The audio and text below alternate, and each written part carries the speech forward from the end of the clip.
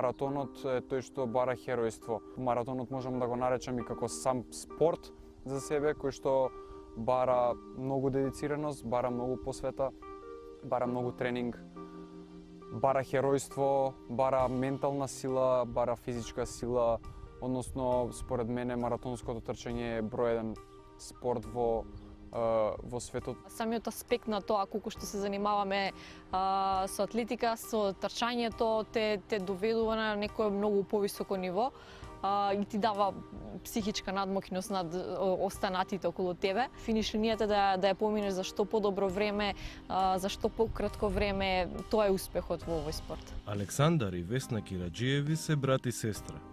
Маратонци кои сами ја бијат битката да изборат олимписка норма за престојната летна олимпијада во Рио де Жанеиро до година. Трчаат речиси цел живот. Трчаат на дожд, на сонце, секој ден. Неделно и над 150 километри. Александар работи во банка, Весна е кондиционен тренер, но и двајцата се страствени атлетичари влюбени во најтешката атлетска дисциплина – маратонот. Тренирајќи заедно, но и мотивирајќи се еден со друг секојдневно и на трки, тие се победуваат себе си, но и ги рушат националните рекорди. Откако почнав секогаш да тренирам сум со мојот брат, посебно поради тоа што сме најверојатно само една година разлика.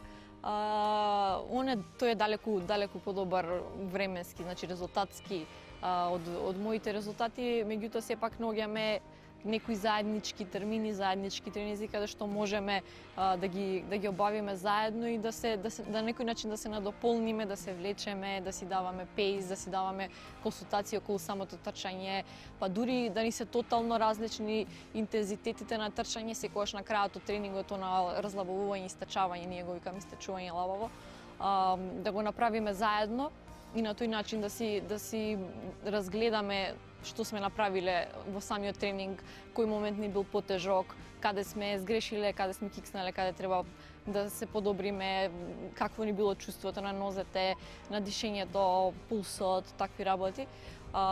Така да супер што си го имам како спаринг партнер, како поддршка.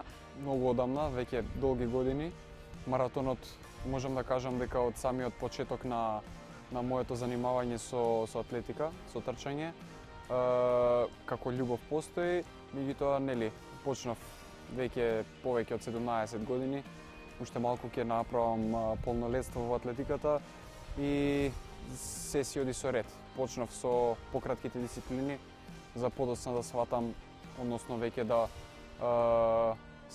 транзитирам во маратонското трчање, бидејќи како помал во помалите генерации секако на кај атлетичарот е препорачливо да биде тоа некоја пократка дисциплина или неколку пократки дисциплини. Зошто атлетиката, односно маратонското трчање? Затоа што е според мене специфична дисциплина која што бара многу дисциплина. Сепак барам предизвик, барам да рушам некои резултатски граници, тоа ме тера се повеќе и повеќе. Најверојатно со текот на годините сум нашол некоја љубов, некоја страна која што очекува од мене да се надминувам, која што сака да ги трпи тие така наречени сладки болки и која што ме тера се повеќе и повеќе да напредувам резултатски и да се занимавам со оно што го сакам вистински. Кога бев помала сакав гимнастика да се занимавам, па ми препорачува пливање и на крај заврши со атлетика. Малку пред мене почна брат ми, го посетив на тренинг и така испадне јас да продолжам со атлетика. А маратонското трчање испадна сосема спонтано, бидејќи почнав се занимавав со 800 метри, 3000, 1500 ми беа главни дисциплини.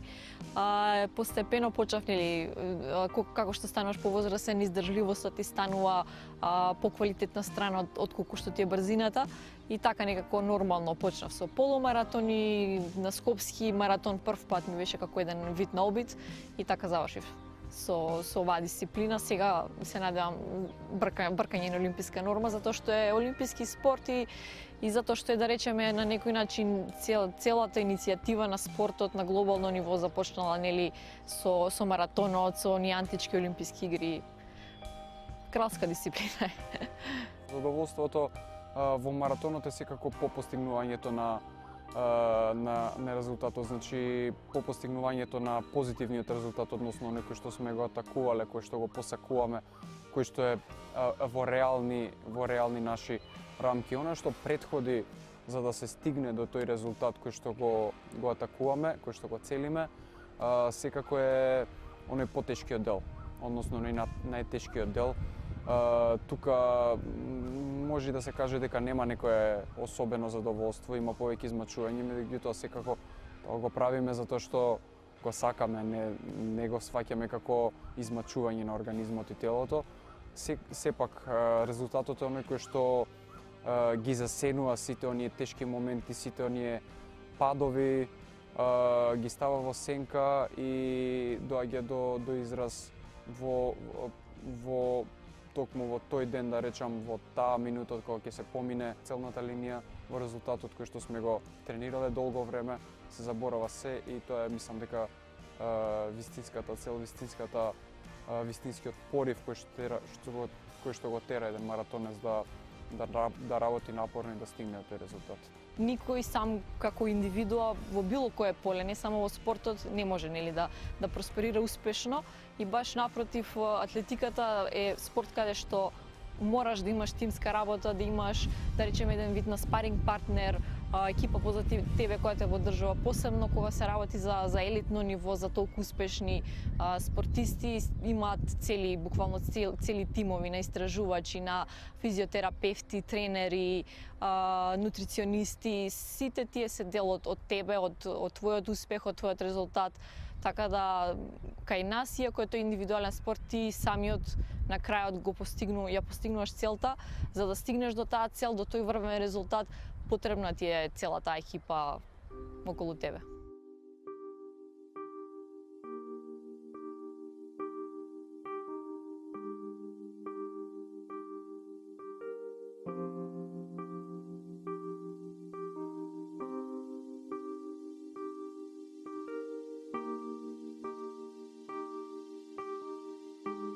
Јас лично како атлетичар маратонец одстапувам од оние елитни референтни рамки.